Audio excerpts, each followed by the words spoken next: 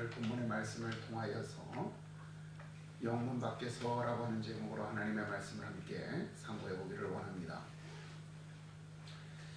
오늘 이사야에게 하나님께서 말씀을 하셨습니다. 갈지어다 내 허리에서 배를 끌고 내 발에서 신을 벗을지니라, 이렇게 말씀을 하셨습니다. 오늘날과 같이 이렇게 옷이 제대로 잘 여밀 수 있는 그러한 옷이 아니라 고대에는 여러분 어때요? 그냥 끈으로 묶고 걸치는 정도였었죠. 그런데 여기에서 배를 끊으라 라고 하는 것은 옷을 벗으라는 얘기예요. 그러니까 신발을 벗으라는 겁니다. 하나님의 이 명령에 따라서 이사야는 벗은 몸과 벗은 발로 다녔습니다. 그런데 이 벗은 몸으로 다닌 시간이 하루 이틀이 아니라 성경을 보니까 3년 동안 그랬다 그랬습니다. 3년 동안. 참 세상 사람들 앞에 온갖 조롱과 멸시와 또 정말 미쳤다라고 하는 그러한 소리를 듣고도 남을 수 있는 아주 긴 시간이었습니다. 왜 하나님께서 이사야더러 이렇게 옷을 벗고 다니도록 말씀을 하셨을까? 명령하셨을까? 성경을 보니까 이렇게 말씀하고 있어요. 애굽과 구스에 대한 징조를 예표로서 보여주기 위함이다 라고 말씀하셨습니다. 즉 무슨 말이냐면 그들이 아수르 왕에게 끌려갈 때에 젊은 자나 늙은 자가 다 벗은 몸과 벗은 발로 볼기까지 드러내어 애굽의 수치를 보이게 될 것이다 라고 하는 것을 이사야가 그렇게 옷을 벗고 그들이 장차 당할 일들을 그대로 재현하는 것을 통하여서 그들의 미래가 어떻게 될 것인지, 그 미래가 다가왔을 때 하나님께서 이것은 너희에게 주시는 징계라고 하는 사실을 깨닫도록 그렇게 예표서 이사야 선지자에게 명령하셨다라고 하는 것입니다. 여러분, 우리는 이러한 이사야의 순종에 대하여서 한번 생각해 봐야 됩니다. 만일 하나님께서 우리에게 이러한 명령을 하신다면 우리는 어떻게 할까?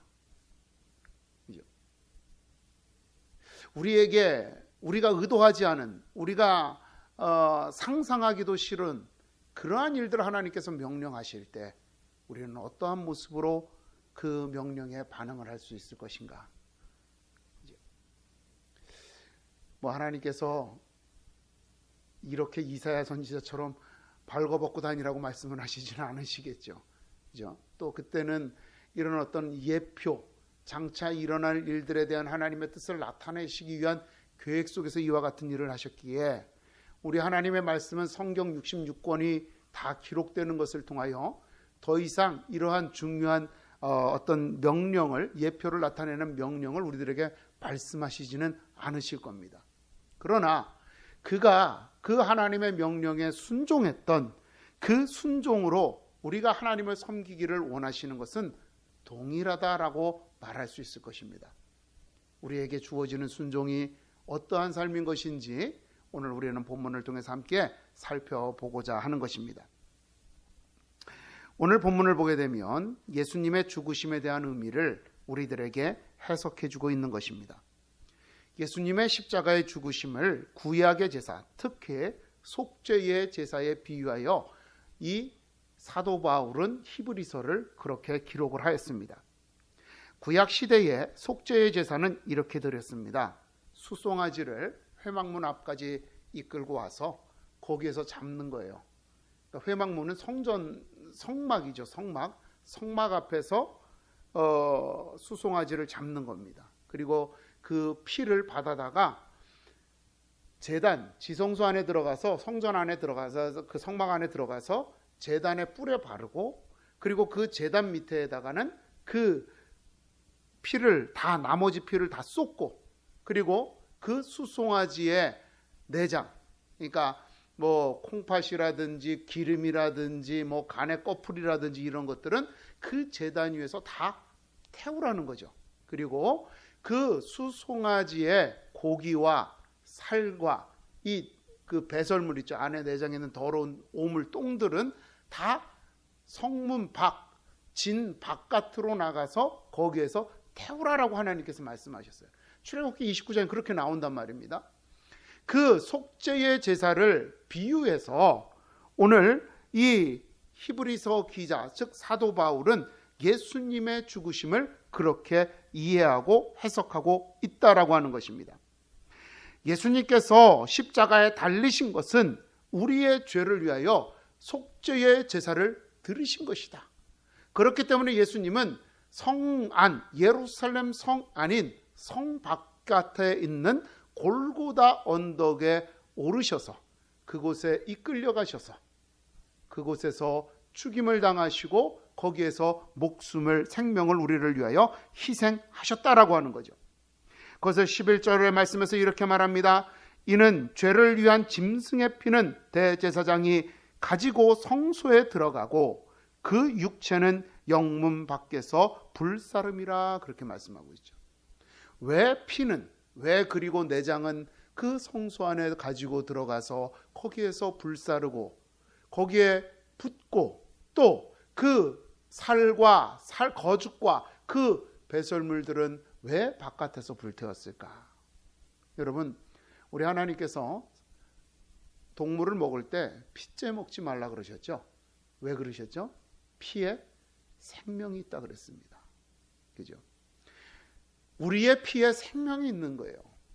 우리의 생명은 하나님 앞에 드리는 것이고 우리의 육체, 우리의 이 땅에서 이 땅에서의 삶은 하나님 앞에 들림받지 못한다라고 하는 겁니다. 그렇기 때문에 우리의 영혼은 하나님 앞에 드리는 것이고 우리의 육체는 성문 바깥에서 불태워야 한다라고 하는 것을 그렇게 말씀하신 것입니다. 이 말씀을 따라서 예수님께서는 성문 바깥에서 고난을 당하셨다, 고난을 받으셨다라고 말씀을 하십니다. 골고다 언덕에 오르기까지 십자가를 지고 가시는 고난을 당하셨습니다. 그리고 그 십자가에서 그 골고다 언덕에서 십자가에 못 박히셨습니다. 그 못이 예수님의 살과 거죽을 뚫고 지나가면서 찢겨져 나갔습니다. 뼈가 부러지고 빠지는 고통을 겪으셨습니다. 그 고통 속에서도 끝까지 하나님께서 맡기신 그 사명, 우리를 구원하신 그 구속자의 사명을 감당하심으로써 주님은 우리의 육체는 그릇이요 우리의 생명은 오직 하나님 안에 있음을 증거하시고자 하셨던 것입니다. 주님의 죽으심은 그런 의미예요. 우리의 생명으로서 우리의 죄의 값을 갚아야지만 우리는 살 수 있다는 거죠. 우리의 죽음은 이 땅에서 육신의 죽음을 의미하는 겁니다. 대신 우리의 영혼은 주님이 약속하신 그 영원한 나라로 들어가서 그곳에서 평안히 거하게 될 것이다라고 말씀하시고 있는 겁니다. 이제 본문은 이러한 예수 그리스도의 희생을 닮아서 우리도 그의 치욕을 짊어지고 영문 밖으로 나아가자라고 이렇게 말씀하고 있습니다. 여러분, 우리가 있어야 할 곳은 영문 바깥이랍니다. 우리가 있어야 할 것은 성 안이 아니라 성 바깥에 있는 것입니다. 출애굽기에서 아까 말씀드렸던 것처럼 짐 바깥에서 그 살갗과 가죽과 살과 그 배설물을 태우라고 하셨는데요. 이 진 밖이라고 하는 것은 그들의 그 이스라엘 백성들이 광야의 40년 동안의 삶 속에서 그들이 흩어지지 않고 멸족당하지 않고 그들이 그 민족의 형태를 유지할 수 있었던 것은요, 그들이 진을 치고, 그죠? 서로 하나님께서 그 진을 치는 모양까지 어느 족속은 어느 지파는 어디에, 남과 북과 동과 서 어느 어디에 위치하라고 다 말씀을 해주신단 말이에요. 그렇게 하는 것은 뭐예요? 서로가 하나의 인간띠와 같은 그러한 보호막을 형성해 주라는 거예요. 서로가 서로에게 보초가 되어주고 서로가 서로의 손을 붙잡고 힘이 되어주라는 겁니다. 그렇기 때문에 그 진 안에 있는 사람들은 안전한 거예요. 그죠? 그러나 그 진 바깥으로 나가면 거기에는 우리가 알 수 없는 위험이 도사리고 있습니다. 야생동물들의 습격이 기다리고 있습니다. 또 도적대들이 우리들을 호시탐탐 노리고 있습니다. 또 그 진 바깥으로 나가는 순간 우리는 그 진 안에 속하여 있는 그 사람들의 그 공동체의 보호로부터 우리는 스스로 떨어져 나오는 거예요. 더 이상 그들의 보호나 그들의 도움이나 그들의 인도를 기대할 수 없습니다. 그러한 영문 바깥으로, 진 바깥으로 우리 주님은 그곳으로 나오라고 말씀하십니다. 왜? 거기에 주님이 계시다는 거죠. 그곳에 주님이 우리를 위하여 자리를 예비해 놓으셨기 때문이라는 겁니다. 세상 사람들로부터 벗어나서 그들의 도움을, 그들의 보호를 의지할 수 없는 곳, 오직 하나님만을 의지하며 하나님만을 바라볼 수 있는 그곳으로 떠나라고 우리들에게 말씀하고 있습니다. 우리가 그 광야에서 그 진 바깥에서 사람들을 바라보지 아니하고 하나님만을 바라볼 때 우리에게 주님은 참 생명을 주시겠노라고, 그곳에서 하나님께서 우리를 만나주시고 그곳에서 우리를 구원의 백성으로 삼아주시겠노라고, 세상이 아니라 내가 너희를 지키겠노라고, 내가 너와 함께 하겠노라고 약속하시는 것입니다. 여러분, 이처럼 이 고난과 이 치욕과 이 수모는 예수 그리스도께서 겪으셨으며 또 우리를 부르시는 곳이기에 바로 우리가 있어야 할, 우리가 머물러야 할 장소임을 여러분들 기억하시기를 바랍니다. 문제는 이 고난과 치욕이 영원한 것이 아니다라고 하는 겁니다. 여러분, 오늘 본문에 기록되어져 있는 이 고난이라는 뜻을 그 원문 사전을 보게 되면 이렇게 설명을 해요. 나는 나쁜 대우, 그러니까 학대나, 그러니까 다른 사람들한테 이제 학대를 당하는 거죠. 부당한 대우를 받는 거예요. 그리고 고통을 받는 것을 경험했다, 이런 뜻입니다. 즉 여러분, 경험이라고 하는 것은 여러분 어때요? 과거의 일이에요. 그죠? 지금 우리가 보통 이제 어려운 일을 겪거나 뭐 슬픈 일을 겪으면 우리 위로할 때는 다 그래요. 야, 너 이거 다 좋은 경험 될 거야, 그렇게 말하잖아요. 그런데 막상 어려움을 당하고 있는 사람이나 그 슬픈 일을 당한 사람한테는 그게 경험이 아니죠. 그죠? 생존의 문제지 이걸 경험이라고 가볍게 생각할 수 없어요. 그러나 그 일이 다 지나고 나면 여러분 어때요? 그 지나온 시간들을 돌아보면서 그것은 나한테 좋은 경험이었어, 그것은 나한테 나쁜 경험이었어, 이렇게 말하는 거예요. 즉 경험이라는 말 자체가 이미 어느 한순간에 끝난 과거의 일이라고 하는 그런 의미를 내포하고 있다라고 하는 것입니다. 여러분, 주님은 우리를 위하여서 고난을 당하셨습니다.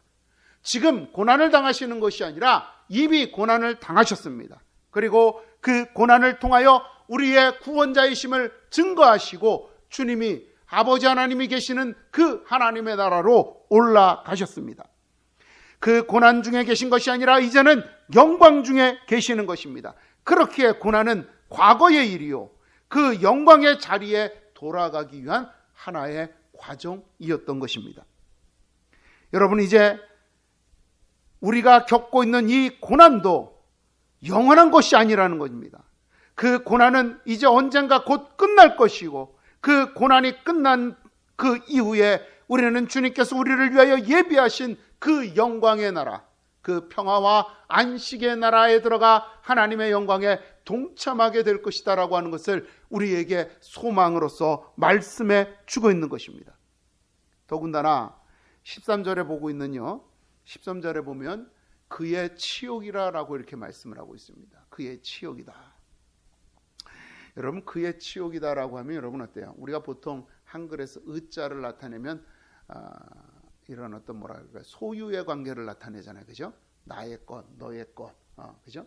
나의 집, 우리 집, 너네 집, 너희 집, 이렇게 표현한 의자는 이런 소유를 의미한단 말이에요.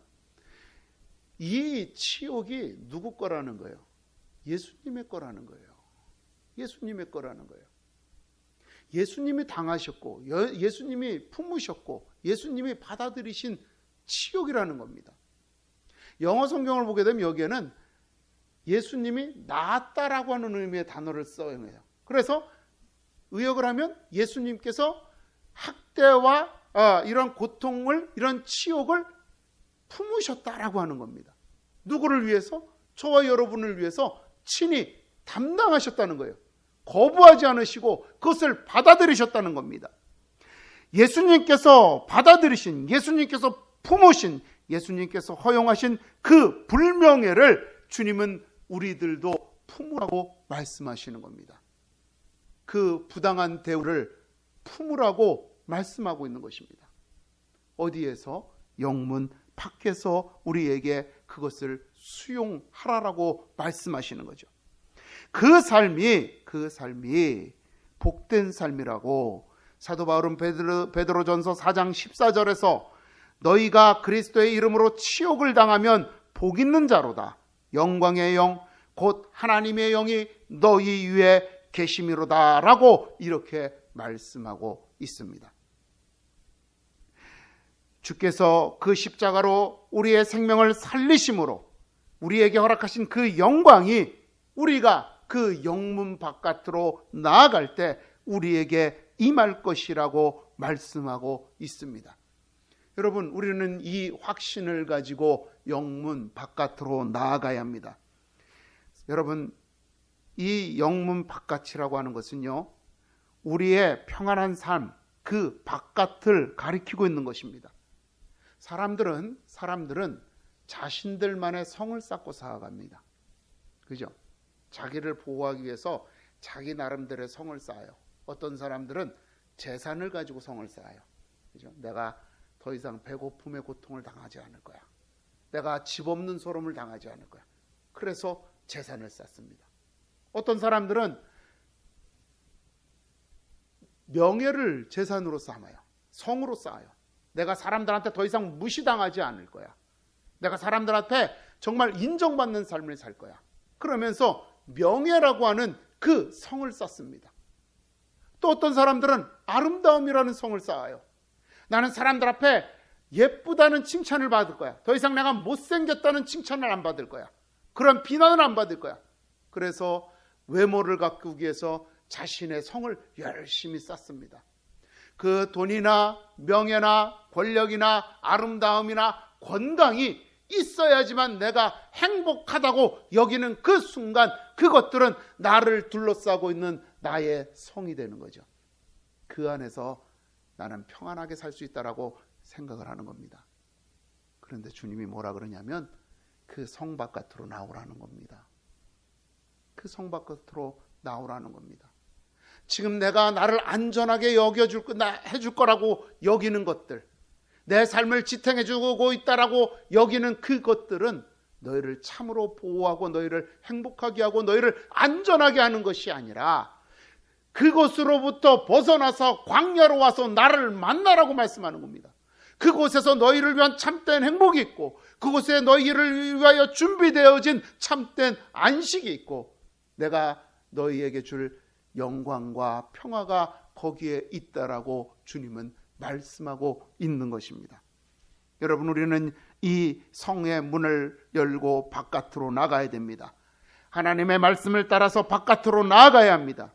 세상 사람들이 가지 않는 곳, 세상 사람들이 외면하는 곳, 세상 사람들이 거부하는 곳을 그곳으로 우리는 나아가야 합니다.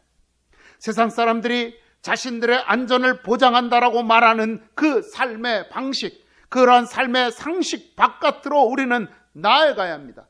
그것은 이 땅에서 옳고 그름을 분별하여 옳음을 따르는 겁니다. 여러분, 이 땅에서 옳은 것이 무엇입니까? 내가 행복한 것이 아니라 우리 주님의 영광을 받는 것이 옳은 것이에요. 여러분, 선과 악을 구분하고 선을 행하는 것입니다. 선은 나에게 좋은 것이 선이 아니라 하나님 앞에 영광이 되어지는 것이 선인 것입니다. 진실과 거짓을 구분하고 진실을 실천해야지만 합니다. 저 거짓된 삶에, 저 세상 사람들의 그 현혹함에 속아서 우리의 영원한 생명이 아닌 이 땅의 삶, 이 땅의 생명을 유지하는 일에 급급한 것이 아니라 우리의 영원한 삶이 되시는 하나님을 위하여 살아가는 이 진실 앞에, 이 진리 앞에 우리가 서야 하는 것입니다. 정의와 불의를 구분하고 정의를 행하는 것입니다. 이렇게 우리는 우리 자신을 위하여 거짓과 악, 위선과 불의를 구분하고 그것으로 가득한 세상에서 하나님의 영광을 선포하는 자가 되어야지만 하는 것입니다.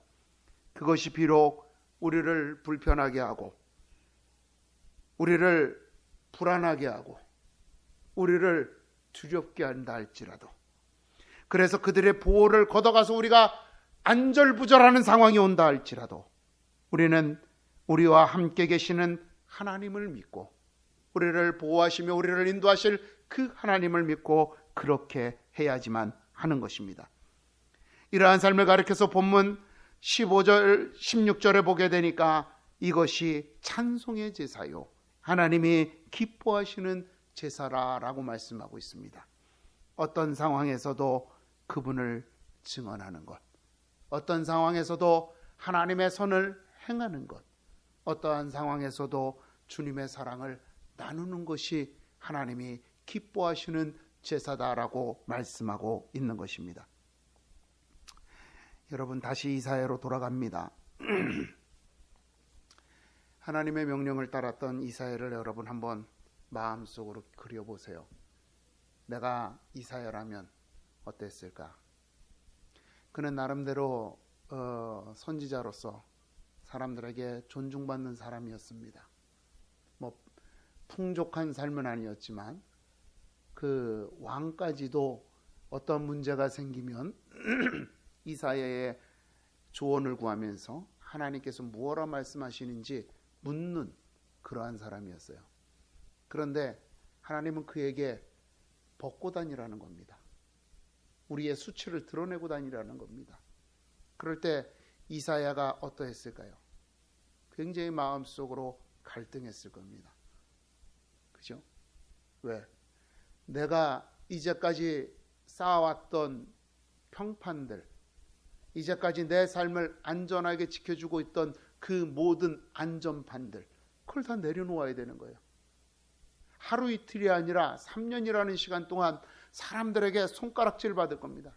3년 동안 그렇게 돌아다니면 여러분 한 일주일만 그러고 돌아다녀도 세상 사람들에게 미쳤다 소리 들어요. 가까이 안 하려고 그래요. 안 만나주죠. 그 공동체로부터 미친 사람이라고 쫓겨나게 되어 있는 거예요. 그러한 상황을 충분히 다 예상할 수 있죠. 여러분, 지금도 어느 날 누가 어떤 사람이 술 취해가지고 나체로 거리를 한번 횡보했다고 해보세요. 그 소리를 듣는 사람과 모든 사람들 그 사람한테 이목이 쏠리고 그 사람은 제정신이 아닌 사람으로 여겨지는 거잖아요. 그런데 하루나 이틀이 아니라 3년 동안 그래야 된다는 겁니다. 이사야는 하나님의 명령을 들었을 때, 하나님의 말씀을 들었을 때 자신의 삶을 평안하게 지탱해 주던, 자신의 삶을 안전하게 보호해 주던 그 모든 것들을 내려놓았습니다. 오늘 본문의 말씀과 같이 자신을 둘러싸고 있던 그 성 바깥으로 나아가서 주님의 말씀에 순종하며 수치와 모멸과 조롱을 견뎌냈던 것입니다. 그를 안전하게 하였던 그의 삶을 둘러싸고 있던 성 바깥으로 그는 걸어갔습니다.